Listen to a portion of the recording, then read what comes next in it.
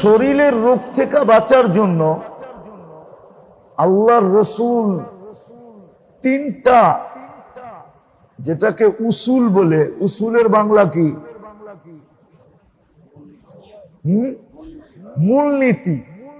তিনটা মূলনীতি শিখাইছেন উসুল, তিনটা মূলনীতি।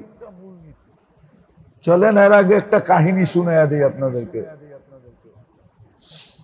সাহাবাদের জামানায় আল্লাহর রসুলের পরে ইরানের বহুত বড় একজন হাকিম ছিল। হাকিম যখন ইরান স্বাধীন হয়ে গেছে, মুসলমানদের আন্ডারে চলে আসছে, তো ক্যাপিটাল তো মদিনা মুনাওয়ারায় ছিল, ঠিক না?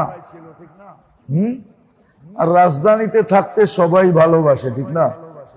এই জন্যই তো প্রবাদ বাক্য বানাইছে, যদিও হয় কহর না ছাড়িও